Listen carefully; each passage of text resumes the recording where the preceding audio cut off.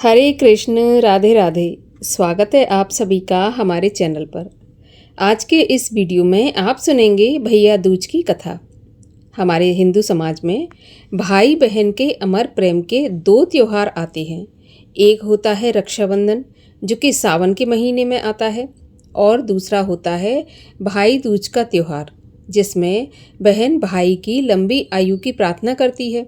भाई दूज का त्यौहार कार्तिक मास की द्वितीया को मनाया जाता है। इस दिन बहनें बेरी की पूजा करती हैं। इस दिन बहनें अपने भाइयों को तेल मलकर गंगा यमुना में स्नान करना चाहिए। यदि ये संभव ना हो तो बहन के घर जाकर नहाना चाहिए। बहन भाई को भोजन कराकर तिलक लगाकर गोला दान देती है, अर्थात सूखा नारियल भेंट स्वरूप देती है। इस दिन बहन के घर भोजन करने का विशेष महत्व है। इससे भाई की दीर्घायु होती है। भाई जीवन पर्यंत निरोगी एवं सुखी रहता है। आइए सुनते हैं भैया दूज की कथा। भगवान सूर्य नारायण की पत्नी का नाम था छाया। छाया की कोख से यमराज और यमुना का जन्म हुआ। यमुना यमराज से बड़ा प्रेम करती थी।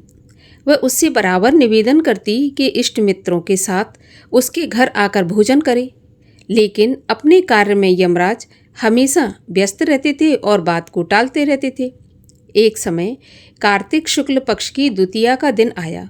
यमुना ने उस दिन फिर यमराज को भोजन के लिए निमंत्रण देकर उसे अपने घर आने के लिए वचनबद्ध कर लिया। यमराज ने सोचा कि मैं तो प्राणों को हरने वाला हूँ, मुझे कोई भी अपने घर नहीं बुलाना चाहता, लेकिन बहन जिस सद्भावना से मुझे बुला रही है उसका पालन करना मेरा धर्म है। बहन के घर आते समय यमराज ने नरक में निवास करने वाले जीवों को मुक्त कर दिया। यमराज को अपने घर आया देखकर यमुना की खुशी का ठिकाना नहीं रहा। उसे स्नान कर पूजा करके अनेक व्यंजन परोसकर भोजन कराया। यमुना द्वारा किए गए आतिथ्य से यमराज ने प्रसन्न होकर अपनी बहन यमुना को वरदान मांगने का आदेश दिया। यमुना ने कहा, हे भद्र, आप प्रतिवर्ष इसी दिन मेरे घर आकर भोजन करें। मेरी तरह जो बहन इस दिन अपने भाई को आदर सत्कार करके टीका करे, उसे तुम्हारा भय ना रहे। तब यमराज ने तथास्तु कहकर यमुना को अमूल्य वस्त्र आभूषण देकर यमलोक की राह पकड़ ली। इसी दिन से इस पर्व की परंपरा बनी। ऐसी मान्यता है कि जो भाई आज के दिन यमुना में स्नान करके पूरी श्रद्धा से बहनों के आतिथ्य को स्वीकार करते हैं, उन्हें यम का भय नहीं रहता। इसीलिए भैया दूज को यमराज तथा यमुना का पूजन भी किया जाता है। भैया दूज की दूसरी कथा। एक बहन के 7 भाई थे। वह उन्हें बहुत प्यारी थी। उसका पति अपने माँ बाप का इकलौता बेटा था, जिसके होने पर की गई मनौतियों को पूरा न करने से देवता अप्रसन्न थे। क्रुद्ध होकर देवताओं ने पुत्र तथा पुत्रवधू को मार डालने का निर्णय किया। उस बहन को किसी तरह इसका पता चल गया। उसने भावी जीवन में आने वाले दुखों की कल्पना करके उपचार के तरीके सोचकर अपने भाइयों से ससुराल जाने की जिद की।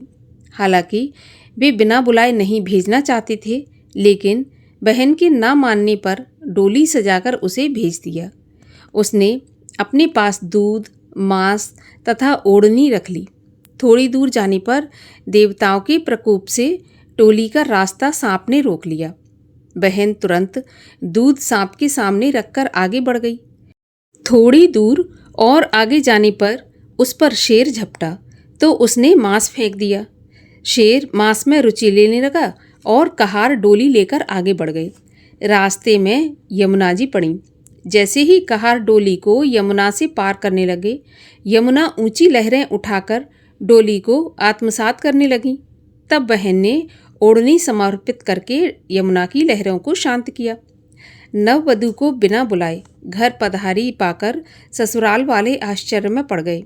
बहन ने आदेश दिया कि उसके गृह प्रवेश के लिए घर के पिछवाड़े फूलों का दरवाज़ा बनाया जाए, और दरवाज़ा बना दिया गया। जैसे ही वह दरवाज़ा पार करने लगी तो द्वार उस पर गिर पड़ा। फूलों का दरवाज़ा होने के कारण चोट नहीं आई। घर में प्रवेश करके उसने सबसे पहले स्वयं खाना खाने का हठ किया और खाना खाने लगी तो खाने में कांटा मिला, जिसे उसने डिबिया में सहेज कर रख लिया। शाम को घूमने का समय आया तो सबसे पहले उसने ही जूता पहना तो देखा जूते में काला बिच्छू था। उसने वह भी उसी डिबिया में सहेज कर रख लिया। अब रात हो गई तो उसने फिर जिद की कि वह पहले बिस्तर पर सोएगी। बहू का हर काम के लिए पहल करना हालांकि किसी को अच्छा नहीं लग रहा था, लेकिन परिस्थितिवश सब हो रहा था। सोने के कमरे में उसे काला नाग मिला। उसने तभी उसे मार डाला और सहेज कर रख लिया। फिर पति को शैया पर सुलाया। इतना सब करने के पश्चात उसने अपनी सास को डिबिया खोल, सुच्चा कांटा, बिच्छू और सांप दिखाकर कहा कि मैंने तुम्हें पुत्रवती किया है, अर्थात स्वयं कष्ट सहकर तुम्हारे पुत्र के जीवन की रक्षा करके अपने सुहाग को नया जीवन दिया है। ये सब कष्ट देवताओं के रुष्ट हो जाने के कारण उठाने पड़े हैं। भविष्य में कभी मनौती मानकर पूरा करना न भूलना। इतना कहकर वह 7 भाइयों की परम प्यारी बहन भाइयों के साथ पीहर लौट गई और सास ने देवी देवताओं का पूजन करके भाई बहनों के प्रेम की प्रशंसा की और उनके सुखी होने का आशीर्वाद भी दिया। तीसरी कथा। एक ब्राह्मण के 2 संतानें थीं, एक लड़का और एक लड़की। लड़की बड़ी ही सुशीला थी। वह भाई को कभी नाराज होकर बुरा भला नहीं कहती थी। वह भाई अपनी बहन से मिलने एक बार ससुराल गया। तब बहन चरखा कात रही थी और चरखा काटते काटते उसके सूत का तार टूट गया और वह उसी तार को जोड़ने लगी और उसका भाई पर ध्यान नहीं गया। तार जोड़ने के बाद वह भाई से गले मिली। प्यारे भाई के आदर सत्कार के लिए इतनी उतावली हो गई कि उसने पड़ोसियों से पूछा कि मैं अपने भाई के लिए ऐसा कौन सा भोजन बनाऊं जिससे मेरा भाई प्रसन्न हो जाए। तो पड़ोसिन ने परामर्श दिया कि तेल का चौका लगाकर घी में चावल पकाना, और उसने घर आकर ऐसा ही किया। अब क्या था, ना तो उसका चौका सूख रहा था और ना ही उसके चावल पक रहे थे। फिर उसने एक दूसरी सहेली से पूछा तो उसने बताया कि गोबर का चौका लगाकर दूध या फिर पानी में चावल पकाकर भाई का सत्कार कर। फिर उसने ऐसा ही किया। दूसरे दिन भाई अपनी बहन से कहने लगा कि बहन, अब मैं अपने घर को जाऊंगा। तो बहन ने सोचा कि रास्ते में भाई के खाने के लिए कुछ बना दे। इसके लिए वह चक्की में आटा पीसने लगी, लेकिन अज्ञानवश एक सांप चक्की पर बैठा था और वो आटे के साथ पिस गया और बहन को ये समझ नहीं आया और बहन ने लड्डू बनाकर अपने भाई को बांध दिए। जब उसका भाई चला गया तो उसे पता चला कि उसने तो चक्की में सांप पीस दिया। तब भाई की प्यारी बहन अपने बच्चों को पालने में ही सोता छोड़कर भाई की राह पर पीछे पीछे चल दी। बहुत दूर जाने पर उसे उसका भाई एक पेड़ की छाया में सोया हुआ मिला। पास ही पकवानों की पोटली रखी थी जो उसने लड्डू बनाए थे। तो भाई ने अब तक कुछ खाया नहीं था। उसने सारे लड्डू दूर फेंक दिए और भाई के साथ पीहर की ओर चल दी। रास्ते में उसने भारी भारी शिलाएं उड़ती देखीं। एक पथिक से जब उसने उन शिलाओं के बारे में पूछा तो उसने बताया कि जो बहन अपने एकमात्र भाई से कभी नाराज ना होती हो, उसके भाई की शादी के समय ये उसकी छाती पर रखी जाएंगी। थोड़ी दूर जाने पर उसे एक नाग और नागिन मिले। नाग बोला, जिसकी छाती पर ये शिलाएं रखी जाएंगी हम उसे खा लेंगे।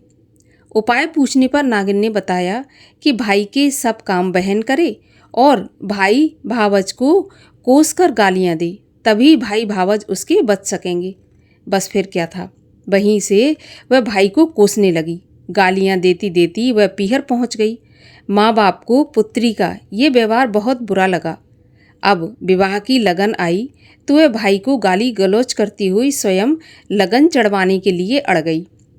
इसी प्रकार जब घुड़चढ़ी होने को हुई तो वह घोड़ी पर बैठ गई। जैसे ही वह घोड़ी पर बैठी वैसे ही शिलाएं उड़ती हुई आईं और पुरुष के स्थान पर नारी को देखकर उल्टे पांव मुड़ गईं। ऐसा विचित्र देखकर बारात के लोग उसे अपने साथ ले गए। फेरों का समय आया तो उसने भाई को पीछे ढकेल दिया और बुरी बुरी गालियां देकर फेरे ले लिए। वह सब काम स्वयं करती गई, यहाँ तक कि सुहाग रात को भी भौजाई के साथ स्वयं सोने चल दी। अब सही समय पर नाग नागिन उसके भाई को काटने आए। वह तो सारे रहस्य को जानती थी, इसलिए नाग नागिन को मारने की तैयारी उसने पहले ही करके रखी थी। जैसे ही वे आते ही उसने दोनों को मारकर अपने जेब में रखकर 3 दिन तक सोई रही। सारे मेहमान विदा हो गए। जब उसकी माँ को उसकी भी सुध आई कि थोड़ा बहुत बचा कुचा देकर इसे भी टाला जाए। विदाई के समय उसने माँ की उपेक्षा करके व्यंग करते हुए कहा कि मैं इतनी छोटी नहीं हूँ। उसने मरे हुए सांप दिखाकर माँ को बताया कि ये भाई को काटने आया था। मैंने अपनी जान पर खेलकर भाई के जीवन की रक्षा की है। इसी भाई की खातिर मैं अपने बच्चे तक को पालने में रोते चिल्लाते छोड़कर आई हूँ। मेरी भाई भावज को किसी प्रकार का कष्ट ना होने पाए।